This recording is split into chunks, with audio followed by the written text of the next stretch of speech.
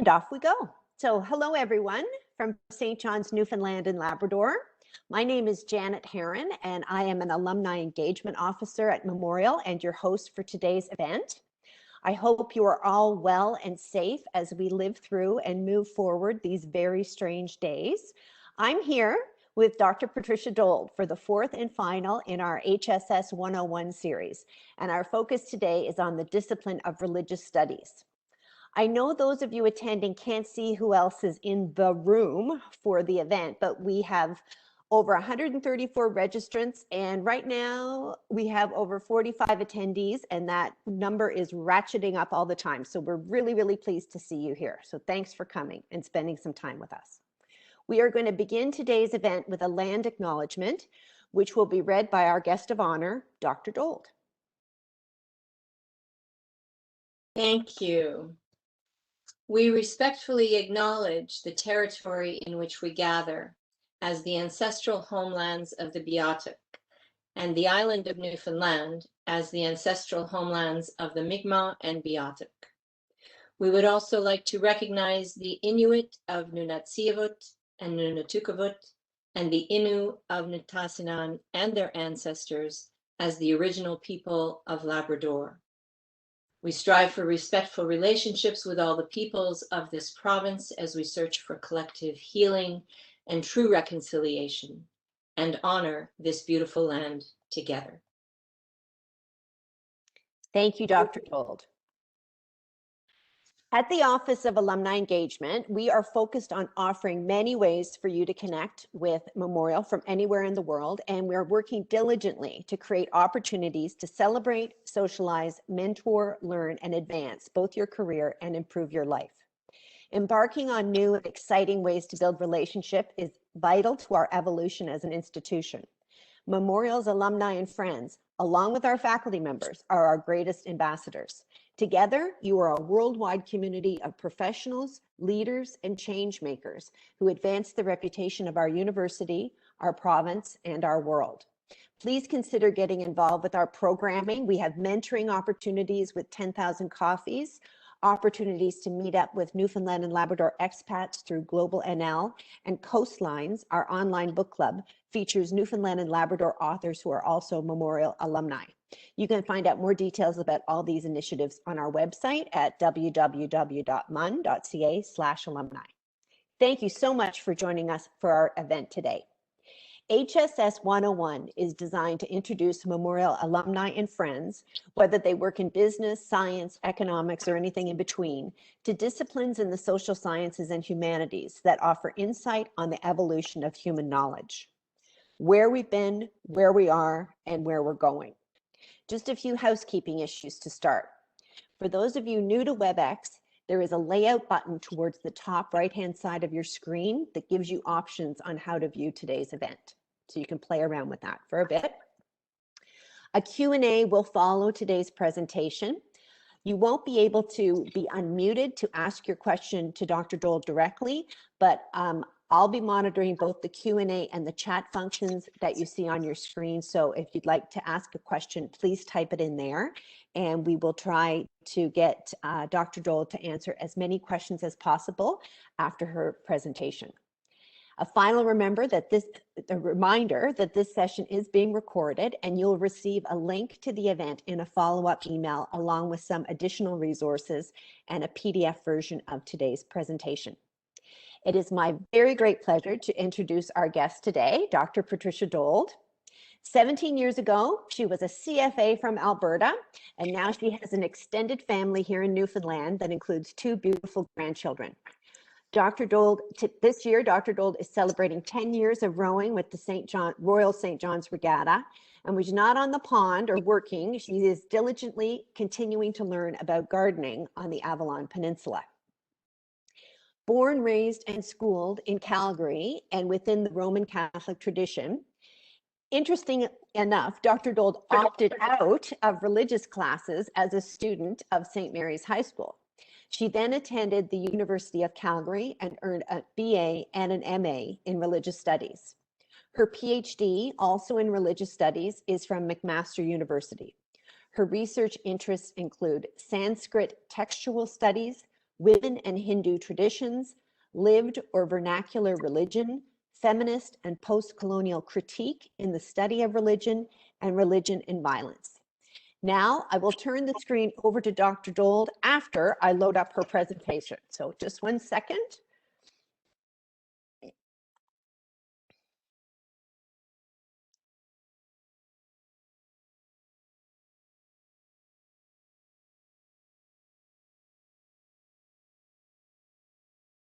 Hold on. There we go. Okay, Pat, now I'm giving you the ball and I am muting myself. So the ball is in my court, as it were. Thank you so much, Janet, for organizing these events, and thanks to everyone who's attending today and those who might be watching and listening later. I wanted to talk about religious studies in terms of what it is that we do, how I see religious studies now in the 21st century. And I wanted to do this because religious studies has and is changing. It is very different from what it was 20 and more years ago. Now there is a very consistent, very strong focus on looking at how religion interacts with various other elements of human culture and human society, at how people are religious at special times and places, religious occasions, but also in daily life. And we'll see that theme throughout my little talk here. So by contrast, it used to be the case, and I'm calling this 20th century religious studies, where we had a very, very strong focus, predominant focus on the official texts, on scriptures, on official institutions like the Vatican, which we see pictured here. There was quite a strong emphasis on the original meanings within religious traditions, and indeed the origins, where and how did different traditions start. There was also a very strong focus on what I'm going to call historical data. That is to say, we were very interested in studying the past, less interested in studying what was going on in the present. Now in the 21st century, the focus has really shifted toward lived religion, what people actually believe and do, as well as what is going on in the official texts and institutions. We want to study the whole community, so the religious specialists like priests and nuns and so on, but also lay people. We look at evolving meanings. How do religious traditions change through time? How do they interact with different parts of culture? And we're very interested in looking for and listening to voices that have been missed in the historical record, or voices that have been silenced. Women's voices, for example. So we see depicted here a bit of a representation from what I would call vernacular religion, something that perfectly ordinary people do. This is a floor design, a welcoming design connected with a fall festival, the Diwali festival that many people will have heard of.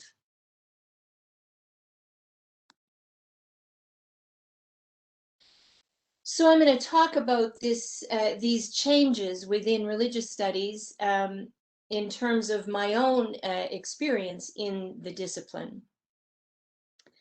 True to 20th century religious studies, that is, I was trained as a textual scholar. So I learned Sanskrit because I was interested in studying Hindu traditions, and Sanskrit is the language of many of the sacred texts of those traditions. But I was doing this in the late 70s through to the mid 80s when feminism was prompting a lot of scholars to ask questions about the place of women in religious traditions, to look for women in texts, in institutions, or in the words of theologians and other authorities. And then eventually we also became very interested, or realized that we were interested in studying what women actually believe and do, so women in lived religion. In my PhD, I was interested to at least study Sanskrit texts that had some connection to females, maybe not human women exactly, but to females. So I ended up studying a 15th century text about goddesses, of which there are many in Hinduism, and the goddess of a specific temple site, the Kamakya Temple in Assam, India, which we see pictured here. And again here, but now, right, with lived religious life happening around the temple. This photo is taken during one of the major festivals that happens every year at this site. I have visited the site a few times. I've spent months there, in fact, because I wanted to understand how the 15th century Sanskrit text that I was studying, which is called the Mahabhagavata Purana, I wanted to see if and how it fit with the living traditions at the site. With the help of a local scholar, Jayashree Atparya, I did find many ways in which the Sanskrit text fit in with the lived religion. And one of those ways is in a women's hymn tradition. This is an oral tradition that women who live at the Kamakya site have been carrying on for several generations. And I have a little clip here, and I'm just going to play you the audio of this. This is just the opening lines of a nam or hymn composed to the goddess of this temple site, Kameshvari, by Parvati Devi, who at the time that we made this recording was in her early 90s. And this nam is one that she herself composed, interestingly, on the basis of a Sanskrit text. So we'll just listen for a few seconds to this verse.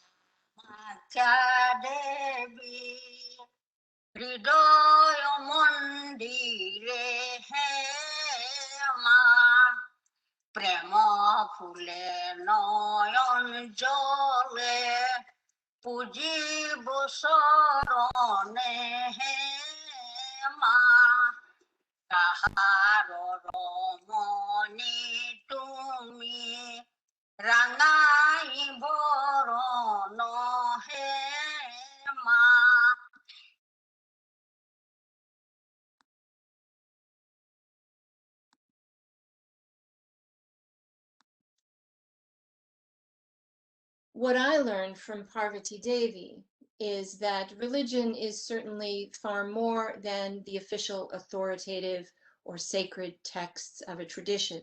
It is more than the specialists, in this case, the temple priests, or the institutions of a tradition.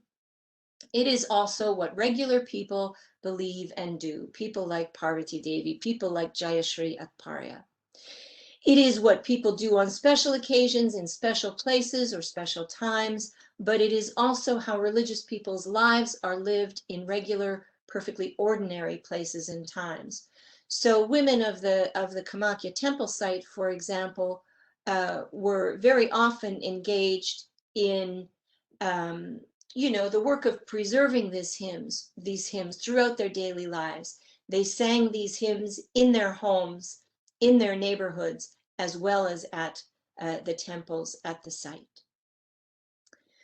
So in our department, currently, we offer quite a variety of courses and engage in a variety of different kinds of research projects, as we will see.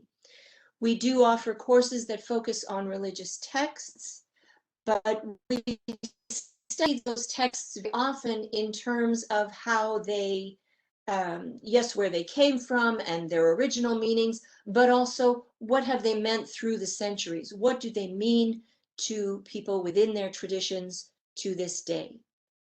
To help us learn with the study of these texts, we offer some language training in some of the relevant languages. We also offer courses that study individual traditions, but which include both the official tradition, as it were, of the institutions, the sacred texts, the priesthoods, and so on, but also the lived dimensions of religion. What do lay people do? What do women do? What do people with no special religious training do in the various traditions?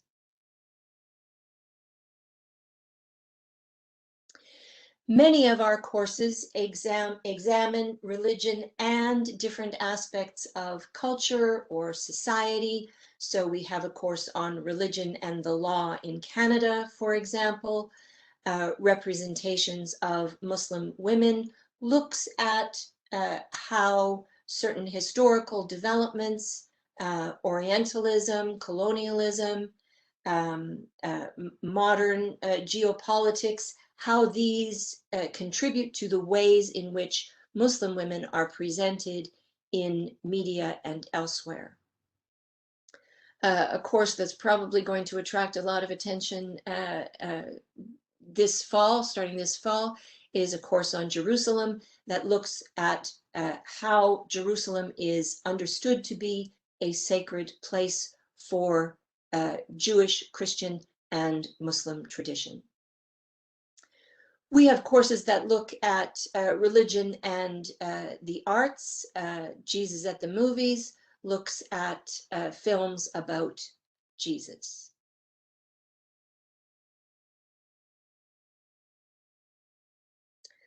We take our students abroad, or Drs. Selby and Porter do, to see religion in different cultural settings. Dr. Selby has taken a few groups of students now to France. This was a poster from 2020, a field school that had to be canceled, of course, because of COVID.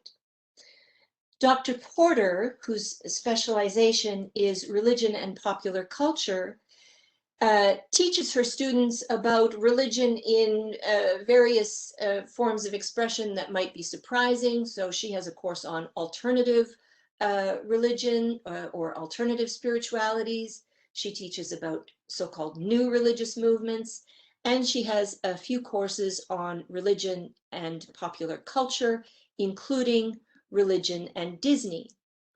And one of those courses is religion in Disney parks. The other one is religion in Disney films. But the religion in Disney parks course includes a week-long field school in Orlando, Florida, typically, where students conduct field research in the same manner that Dr. Porter herself had done for years until she was inspired to create this course and take students there. And there, when they're in the course, and certainly when they go in the field at the Disney park, they study, among other things, a variety of religious themes, including, as we see here, native spirituality, right? The various ways in which the Disney Corporation, in its films, in its parks, in its other expressions, gives expression to a kind of nature-based spirituality, often borrowing images and themes from indigenous religious traditions, maybe not always representing them in a most appropriate manner.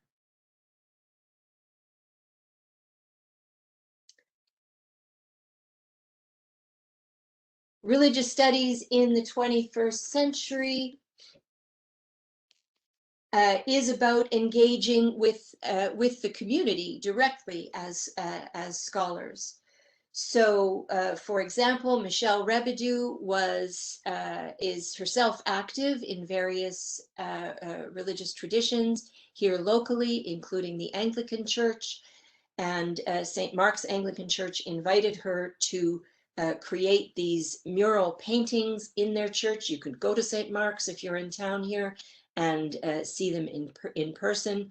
She offered a homily to explain the symbolism that she incorporated in these murals.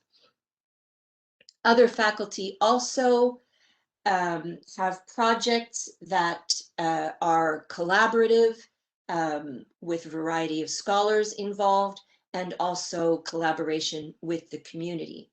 So for example, Dr. Barry Stevenson has a project called the After Church Atlas. This is an online site that is being built collaboratively with members of the community, as well as scholars along with Dr. Barry Stevenson, notably Dr. Nicholas Lynch in our own Department of Geography. If you go to the site, as you can see, there's a map here with little dots that have numbers. If you click on one of those colored dots, you will see the profiles of the different church sites that have been now transformed. These are church sites that are churches that have been deconsecrated.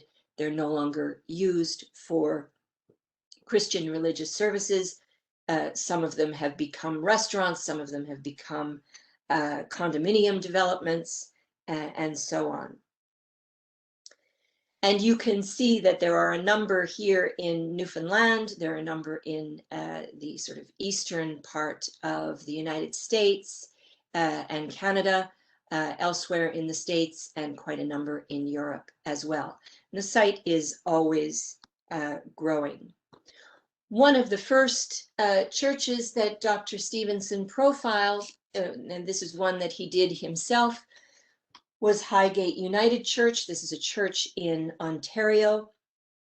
And the profile here includes a video that Dr. Stevenson made where he is interviewing members of the congregation as they talk about the process of coming to the decision to close their church and what that meant for them. So again here, right, this project fits very well into what I'm calling religious studies in the 21st century, looking at church structures, not just for what the church says should happen within a church structure, but looking at the whole life, the whole existence of a church. What is its community? How does that community change? What kinds of meanings are people creating as they go through these big transformations? And in some cases, in many cases, very traumatic, as you can imagine.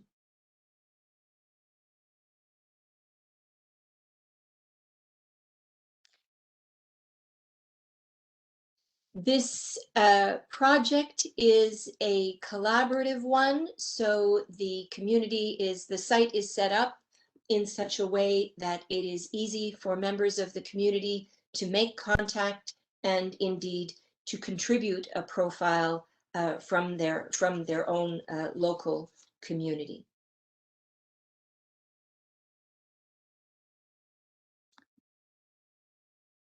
Dr. Jennifer Selby has organized a number of projects of a collaborative nature that includes significant involvement with the community. This one addressing Islamophobia. There's a whole team of scholars and students working together with a large number of groups in the community. Student groups, the Muslim community in St. John's here locally and across the province, and also a number of local professional groups who participated in the conference and workshops where they worked to understand where they were encountering prejudice against Muslims or against Islam, and working together to figure out strategies to counter such prejudice and to prevent it from occurring.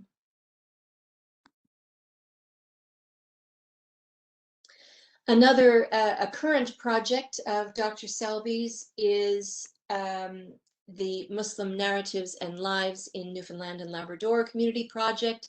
This project is about creating an archive of people's experiences, their histories here in Newfoundland, Labrador. So again, this project very much about lived religion, about religion in daily life, as well as, religion at the mosque, religion during particular observances like Ramadan, and so on. Again, this site, if you went to the site and looked under the People tab, you would see the whole team that is involved. That includes local scholars and, again, people and organizations from the community. And again, that site shows how you can contribute to the archive as a member of the Muslim community in Newfoundland and Labrador.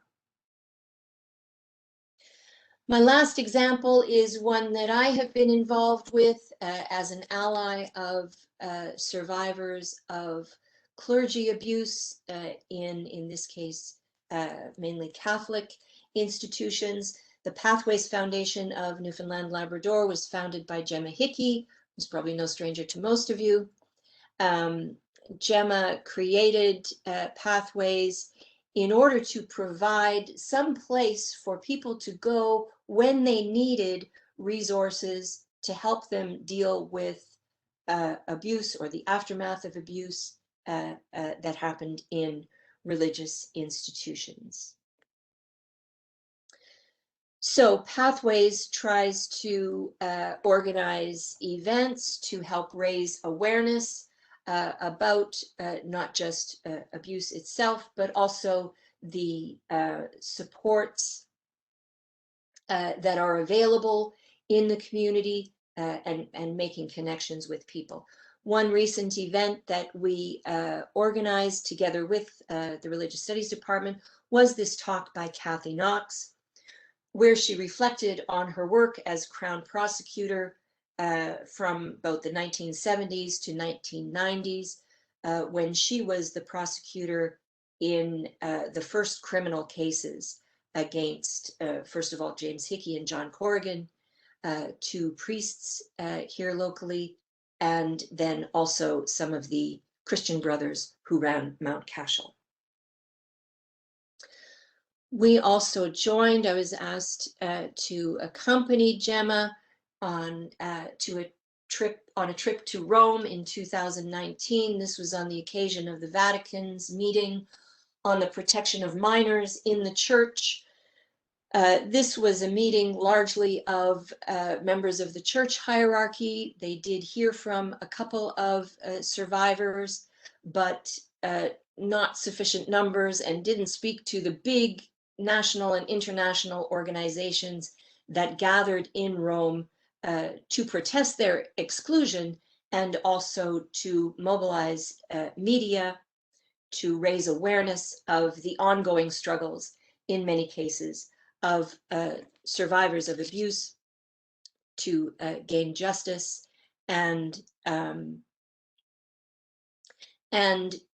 to ensure that the Roman Catholic Church in this instance puts in place policies to prevent this kind of abuse from occurring again.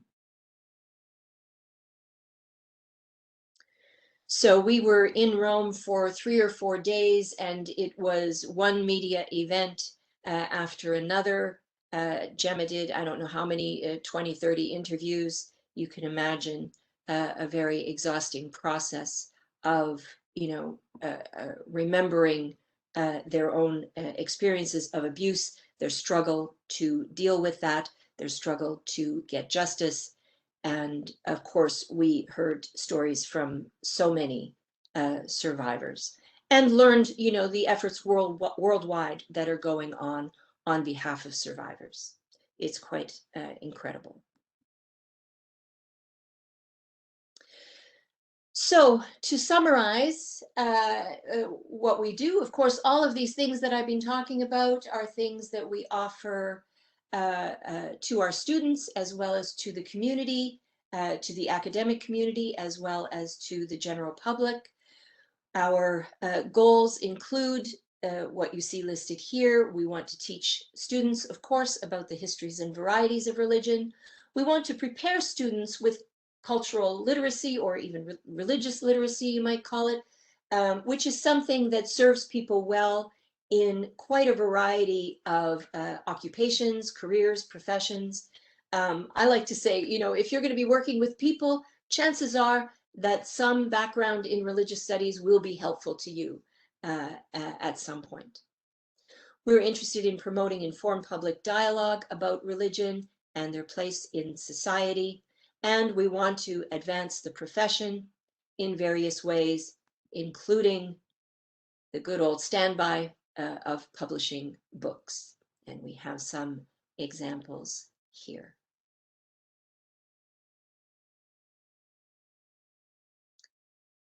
With that, and I have a final resource page that really just lists the various projects that I've talked about, as well as the department website.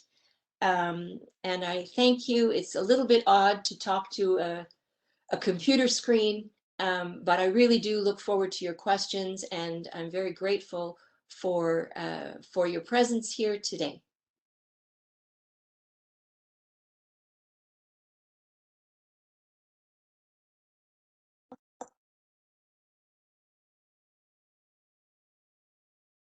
I'm back, I think. I'm back. Okay. Hold on one second. Let me just get rid of this. Thank you so much, Pat. Dr. Dold, I beg your pardon. That's all right. It's all right.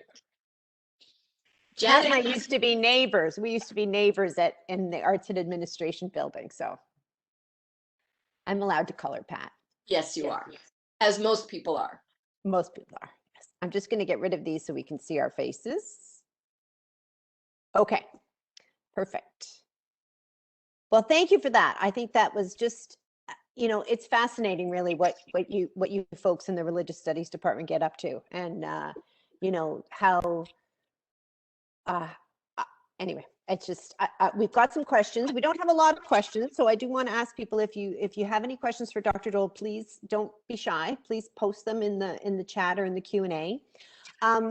This is a big question, so this might take some time to answer, but we have a question from Walter, and he's wondering if you could speak on the role of religious faith and language in the public sphere of a liberal democracy, and how you sort of interpret that issue and how you see it unfolding. It's a big question. So it's a big question. I guess you know, where I would start is by saying that, you know, my own work in religious studies has shown me that in to a very great extent, religions have always been public as well as private. We have come in the modern Western world, maybe in particular, I don't know that I'd insist on that too much, but in the modern world, we have come to think of religion as largely a private matter that really belongs in private and therefore doesn't belong in public. And unfortunately, or fortunately, I don't know which it is really, but that goes against what religions have been. Religions happen outside. Religions happen in and through community, right within the public sphere. So yeah, I don't know if you have a follow-up question on that, Walter. If there was something, yeah, if you had a follow-up there, I'd be happy to speak to it further. Okay. I actually have a question. It's interesting from your bio, and I kind of pointed that out. If you had opted out of religious classes in high school, what was the catalyst to have you study religious studies at the undergraduate and graduate and then postgraduate level, if you don't mind me asking? It kind of begs the question. it's one of those things, and it's one of the reasons why I really like it when students now have the ability to come to university and explore their interests. Because I mean, I went to, in Alberta, it was the separate school system, was run by the Catholic Church, and just what I had heard about the religion courses was that by and large it was Catholicism, and I was not interested.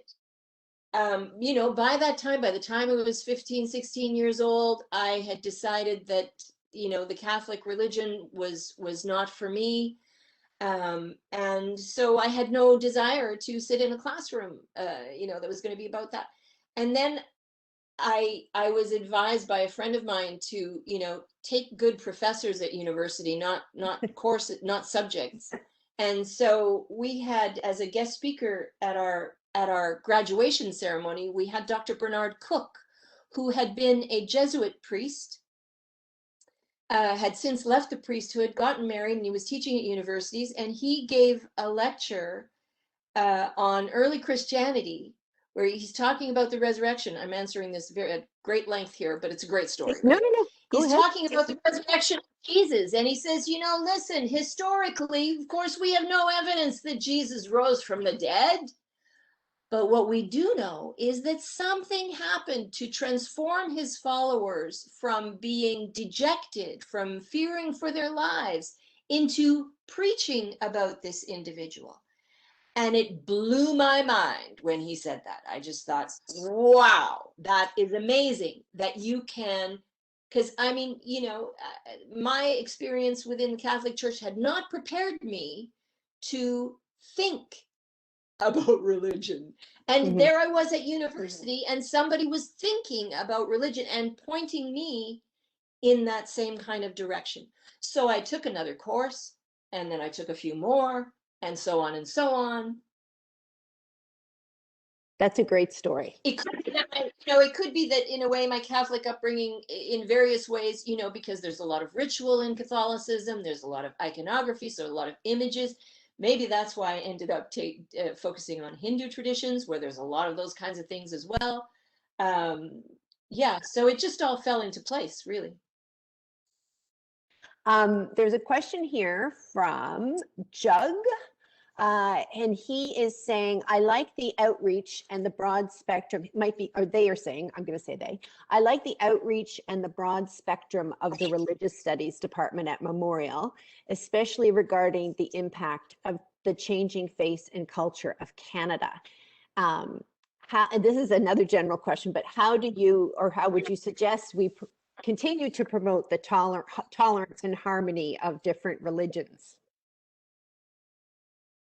Tough question. Yeah, well, I think learning about other religious traditions is a great way to do that. I think that a lot of us are not sort of naturally comfortable talking with other people, perhaps especially people we don't know very well, about religious traditions. And I guess my feeling is that, religious studies is something that can really help with that, to get you to a little bit of a comfort level where you can start to have conversations with people. Because you start to have conversations with people who belong to different religious traditions, who have different kinds of experiences within those traditions. And, pretty soon it becomes, I think, a little more, it just normalizes religion as part of public life. So this ties nicely back to the first question, really.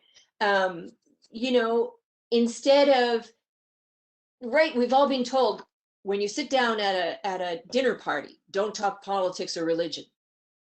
And I'm saying, no, do talk about religion and politics if necessary, so that we have a level of comfort in asking questions and answering questions about religion, so that it's not sort of, hidden away in this private sphere, so that we are more comfortable with it in public.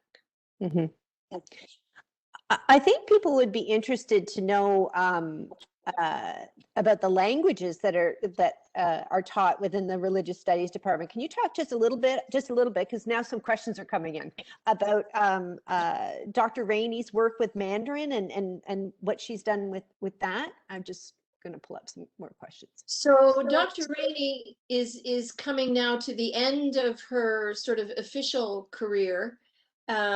She very recently announced her retirement, so I'm sorry to start on that sort of low note. So I don't know what's going to happen with the Mandarin Chinese courses, which is, I mean, it's really a shame because she's been teaching Mandarin for years here. It's not the sort of thing that you find in a lot of universities. And there has been an agreement with the government of the People's Republic of China to for scholarships for students from her courses to study for a year in China. And as you might imagine, when you have some of a language under your belt, and then you go and immerse yourself in the living context of that language, you're going to learn a lot. And she has sent dozens of students amazing scholarships. So I don't, as I say, I don't know what's going to happen with those language courses in the future. They tended to be fairly well subscribed for language courses, 20, 25 students. The other two, Hebrew, again, this is part of the old guard, right? This was really such a mainstay of 20th century religious studies, as it were. So it's increasingly difficult to maintain these kinds of courses because they're fairly specialized. Mm-hmm. You don't have hundreds of students wanting to take introductory Hebrew. But Hebrew, we have, was offered the year before. The first couple of basically 1 year of Hebrew. I'm going to be teaching Sanskrit again this fall. And as part of our effort to ensure the survival of Sanskrit courses, we're attempting to create a consortium with a good colleague of mine at Dalhousie, so that students at Dal can take my course, and when Dr. Austin teaches the same course next year or the year after, students at MUN can take the course with him at Dalhousie. So we're using technology that we've become more familiar with during the pandemic here, and trying to use it to maintain language study. Great, thank you, Pat. We've got a couple more questions now from our viewers. We've got someone asking if you can speak a bit about the issues of accessibility for female researchers exploring ritual practices in tantric sites. That's a very specific question. Well, first of all, what's a tantric site? Accessibility. So Tantra is it's a ritual tradition that is the difficulty in terms of access for any scholar is that Tantra very often restricts access only to those who are initiated in specific ritual practices. And sometimes, if you're not initiated into that particular lineage, that particular practice, you're not allowed to see or hear, let alone study, right? So it is generally difficult. Mm-hmm. For females, even more so, because some of the rituals are sexual in nature. And so I would say there's a bit of an element of danger there for females. And certainly there have been instances where you have a tantric type lineage that welcomed Western females as practitioners, where abuse occurred. There's documentation of this. So it's a risky business for females in particular. This is all not to say that it cannot in any way, shape, or form be done. But I'll give an example from you know, it's very difficult. It's very difficult because it really depends on the context. It depends on your contacts in that community. So you would want to establish a network of support around a tantric lineage. Yeah, it's a big question. So I tell you, you know, at Kamakya, there was an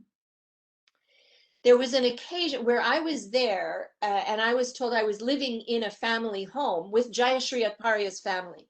And in the context of the festival, which you saw depicted in one of the slides, Jayashri said to me one evening, she said, now listen, tonight, when you're sleeping, you might hear strange sounds from the temple, which was right next door, like right outside their backyard. And she said, don't go and look. Don't look outside, nothing. You know, and I followed that instruction because I was a guest and, you know, out of respect. But I assume that what was going on there was some kind of tantric ritual that is only for people initiated into the ritual. And, you know, the secrecy of Tantra goes hand in hand for many tantric traditions with the understanding that these are very powerful practices. And so if you're not initiated, you can be psychologically harmed, emotionally harmed by what you see or hear or whatever. So, you know, not to say that I necessarily believe everything that they're teaching about these practices, but as an outsider who's interested in learning, you know, something about the traditions in which those are part, I follow instructions. So this is why I say, right, you would need, I would advise someone to really develop a good support network in that community so that you're known to the community, and that way you might be able to get access. But it's I would say it's just very difficult for scholars, male and female, and as I mentioned, a little more difficult for females, riskier for females. Yeah, we've got a couple more questions. This is an interesting one. Do you see the restrictions of COVID-19 and the inability to gather in religious communities for an extended time as further eroding organized religion in Newfoundland and Labrador / Canada and accelerating the further secularization of society?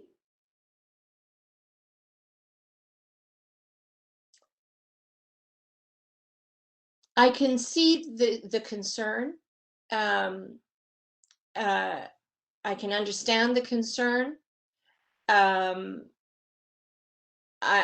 think that as long as we are now coming out of this pandemic, getting to the point where gatherings can happen again, I think that religions will bounce back, as it were, communities will bounce back.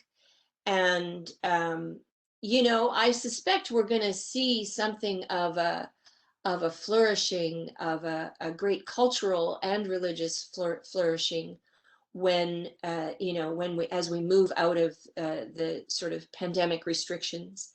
And I would say too that, you know, that we shouldn't underestimate the energy and creativity and commitment that people have shown through the pandemic in finding alternate ways to you know, be communities, to be together. I know it's no replacement for, you know, for what was, and so I'm sure that, you know, when we're able to, people will return to a lot of those traditions with a renewed enthusiasm and joy. I think we're going to see a lot of joy. Yeah, good answer. We've got a question from Anthony, who is a proud MUN graduate from the Religious Studies Department, 1994. He says mainline Christian churches are struggling to find their place in a secular Canadian culture. And by that, I mean a culture of diversity. How could Christianity effectively engage with the culture in a way that respects the diversity of the culture while also trying to be faithful to their beliefs? So I think that, one of the things that I'm aware of is that a lot of sort of interfaith initiatives that are happening that involve different Christian denominations and various other religious groups as well. A lot of times, these have, it's no longer about trying to find one unified religious sort of teaching or practice. It's very much become more a matter of listening to each other and respecting the differences that exist, but at the same time, even within all that diversity and all that difference, finding ways to collaborate and cooperate, on things like poverty reduction, for example. There's the coalition here. What's the name of the coalition, Janet? The social action. It used to be called the Social Action Coalition of Newfoundland, Labrador, I think. Yeah, Yeah. I'll do a quick looking up. I think it's a social alliance. No, maybe that's something else. Sorry, not the social. It was the Social Action Coalition. Yeah. I think was their name. They might have changed their name by now. I can't imagine that they no longer exist. I would imagine that they still exist. But yeah, so that sort of thing, and I do think, and again, this goes back to the public-private sphere question, I understand that, within some Christian communities, there's been concern about, well, we can't celebrate Christmas in the kinds of public ways, in workspaces and so on, the way we used to be able to, and so on. And I'm really hoping that, Christian communities and other religious communities will work toward some kind of, more comfortable or some level of greater comfort with public expressions of not just Christian festivals, but other religious traditions, festivities also.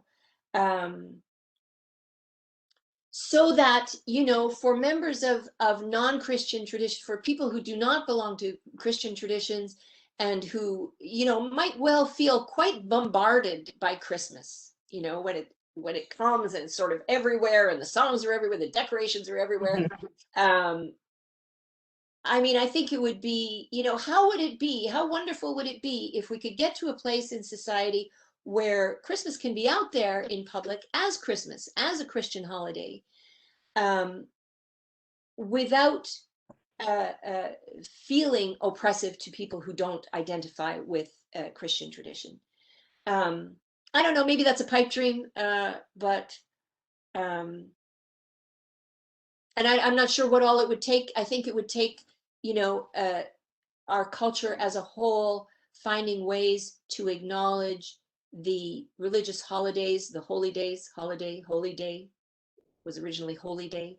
Anyway, of a variety of traditions, so that more of the time feel more included. Yes. Maybe that's a way for some of the people to feel less excluded when it's, another tradition's turn to sort of occupy the public space. Good answer. Okay, I'm just going to pull up our our end slide because we're at the end, which is a shame because I think Pat could talk about, well, I know she could, but anyway, we won't. And, the person who asked the question about Tantra, if they want to follow up with me after, I'd be happy to, and anyone really, find me. My email is pdold@mun.ca. Yep. But I'd like to officially thank you sincerely for your time and for sharing your expertise with us. And I'm sure everyone that's been on the call has learned a lot today. I know I have. I mean, I think essentially, I mean, when people study religion, they get their worldview challenged, don't they? Or they, Yes. yes, they do. So that's, and we need that, don't we? At least once. You know, like maybe this year. What's that? I missed that. At least once. At least once. Well, that's important. Thank you to all of you out there for attending and for your wonderful questions. And if you enjoyed today's event, that slide that we have up there shows you what we've got coming up. June 1st, the Age of Creativity with Dr. Emily Urquhart, who is a writer and a PhD graduate of our folklore department. June 8th, Anatomy 101, which is going to be awesome. And June 15th, Implicit Bias, and that is with Dr. Amy Supernaut. So you can register for those all on our website. Thank you very much. This session has been recorded, so you will all be receiving a link in an upcoming email that will have some additional information and a recording that you can share with other people. So thank you very much for everyone for attending. Thanks again to Pat, and that is it for today. Thank you. Bye-bye.